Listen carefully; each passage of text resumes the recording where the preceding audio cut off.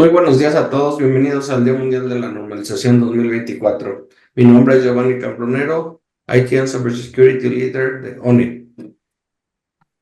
El tema de este año es la visión compartida para un mundo mejor con un enfoque en el Objetivo de Desarrollo Sostenible 9, la industria, innovación e infraestructura en la era de la inteligencia artificial. Alineados con los Objetivos de Desarrollo Sostenible para la paz, la prosperidad y el bienestar de las personas y el planeta, cada Objetivo de Desarrollo Sustentable presenta un llamado urgente a la acción y para alcanzarlo se requiere de un esfuerzo colectivo. Las normas internacionales ofrecen soluciones prácticas que todos podemos respaldar. Al utilizar los estándares internacionales, usted se convierte en parte de la solución. El Objetivo de Desarrollo Sostenible 9 se centra en la construcción de infraestructuras resilientes, la promoción de la industrialización inclusiva y sostenible y el fomento de la innovación. Las normas internacionales son la columna vertebral del progreso mundial. Garantizan la interoperabilidad, la seguridad y la sostenibilidad, fomentando la colaboración para acelerar la innovación a través de la inteligencia artificial. Juntos podemos construir un mundo en el que la infraestructura resiliente, el crecimiento industrial sostenible y la innovación de vanguardia, impulsados por la inteligencia artificial y respaldados por las normas internacionales, impulsen la transformación económica hoy y para las generaciones futuras. Para conmemorar el Día Mundial de la Normalización, este año vamos a tener una plática con el señor Michael Malkin. Michael Malkin ha pasado casi 30 años asociándose con ciudades en áreas rurales e industriales, sobre todo con la tecnología para ayudar a los vecindarios y a las ciudades a que funcionen mejor. Durante los últimos años, se ha centrado en el desarrollo y la implementación de estándares de ciudades inteligentes y sostenibles. Ha tenido la oportunidad de trabajar con muchas organizaciones de desarrollo de estándares diferentes. Es autor técnico de 2 publicaciones para el British Standard Institute, el PD de 8100, Smart Cities Overview Guide, y el PD 8101, Smart Cities Guide, The Role of the Planning and Development Process. Es presidente del Comité de Sistemas de Ciudades Inteligentes de la Comisión Electrotécnica Internacional y copresidente del Grupo de Trabajo Conjunto de Ciudades Inteligentes de la ISO, IS e ITU. Fue miembro del Grupo Temático de Ciudades Inteligentes y Sostenibles de la ITU. Es editor del informe sobre la estrategia de ciudades inteligentes del JTC1, editor colaborador del informe del Grupo de Coordinación de Ciudades y Comunidades Inteligentes y Sostenibles del CENSEN-ELEC-ETSI y participó en la elaboración de una serie de normas en el Comité Técnico 268 de la ISO.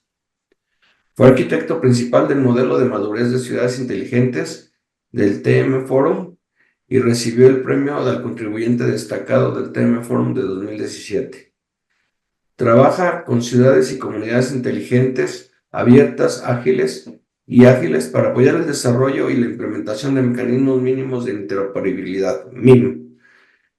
Ayudó a redactar documentos de la U4SSC sobre la redefinición de las plataformas de las ciudades inteligentes, la preparación del escenario para los mecanismos mínimos de interoperabilidad.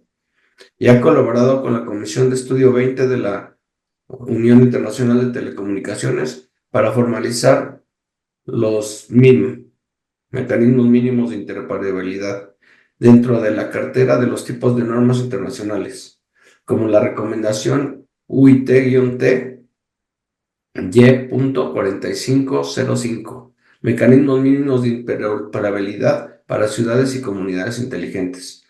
Demos la bienvenida a Michael Malkin. Hello, Michael. How are you? Good morning. Hi, Giovanni. I'm very good to see you, and I'm feeling good and very pleased to have this chance to talk about standards on this important occasion. We appreciate very much your participation in our World Standards Day, and we like to start this talk by asking you some questions and giving you the chance to explain and give us more in-depth information about what this working with. The first question is, why are standards important to the development of smart cities? Yeah, so this is obviously a very important question, and it's only because I think standards are very important to smart cities that I continue to spend so much of my time working on the development of the kind of standards cities need. So the challenge that cities face, of course, is that every city is unique. Every city has its own challenges, its own unique identity, its own history, its own priorities. Every time you get a new mayor, you get new focus of what the new mayor thinks the cities need, and obviously the citizens have elected that mayor to carry out these new sets of priorities. So every city around the world can think very clearly, we're unique. There is no other city that's quite like us. And of course, the natural end of that is that every city thinks we need unique solutions to our unique set of problems. But of course, the fact is that even though every city is unique, every city has a huge amount in common. I think one good example is the fact that you and I, Giovanni, we look very different. We're different heights, different skin color, all kinds of things different about us. We speak different languages. However, we're both human beings. And if we get sick and we go to the doctors can more or less give us pretty well the same treatment to sort out the kind of sicknesses and diseases we have. And that doesn't in any way change the fact that we're very different. But it means that when we're trying to deal with, if you like, medical challenges we've got, or if we want to get fit, or if we want to learn something, there's a huge amount of things that we have in common that mean we can adopt those kind of common solutions. And what we're trying to do in the development of standards for smart cities is to try and find those that huge amount of things that cities have in common, and find ways that we can standardize the different approaches that cities can take to deal with the kind of problems like street cleaning, rubbish collection, planning, transport, all the kind of things that cities are dealing with all the time, how they can find standards that will help them develop solutions that will work not just in Mexico, not just in the UK, not just in China, but in cities all around the world. So that's the reality of standards. Even though cities are very different from each other, there are lots of things that can be standardized and built in a common way. And of course, the value of that, there's many ways that makes life so much easier for cities. It means, for instance, that when a city wants to find a technical solution to a challenge it has, it doesn't have to start from scratch.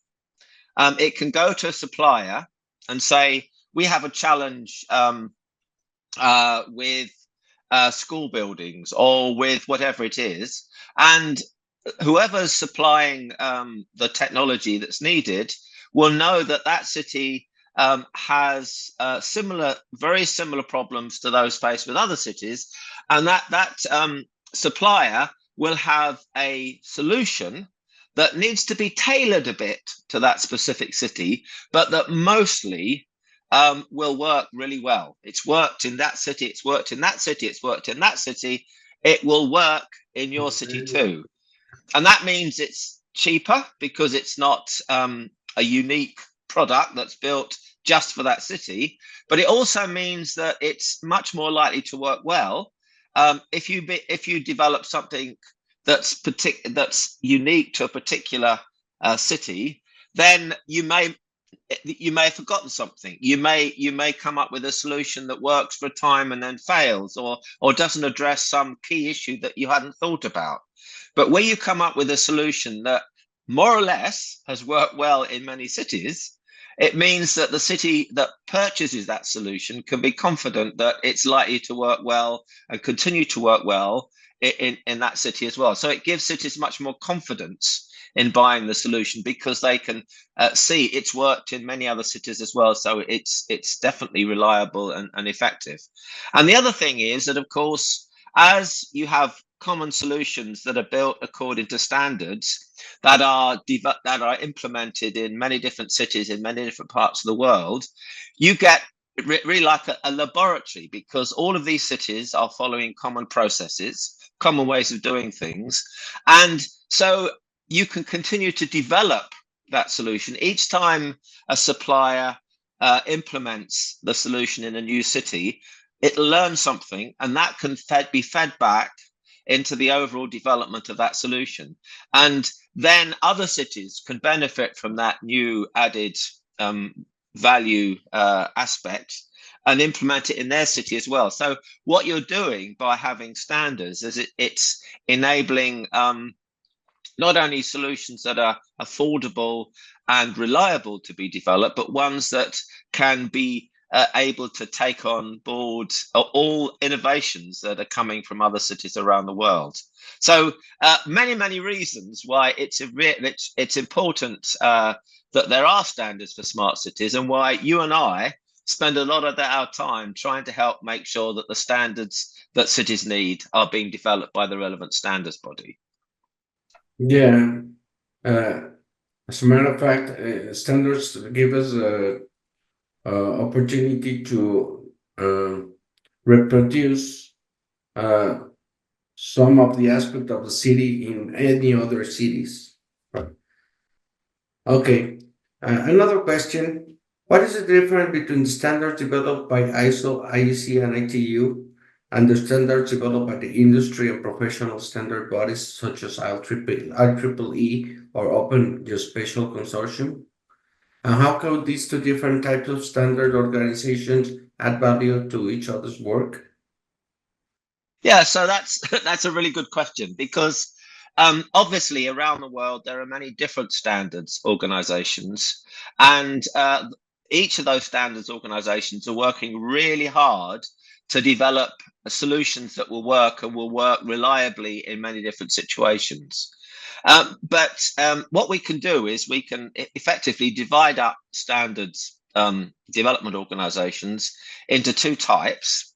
ISO, IEC, and ITU are the international versions of effectively of standards bodies in each country or region, and they are in many ways you can say they are put in place by governments with the aim of not only developing technical solutions, but of furthering public policy and supporting national competitiveness and ensuring that that people are safe, the citizens are able to take real advantage of improvements and innovations. On the other hand, you have bodies like IEEE, W3C, World Wide Web Consortium, Open Geospatial Consortium, many other bodies like that are developing really important technical solutions that are developed by professionals in a particular area of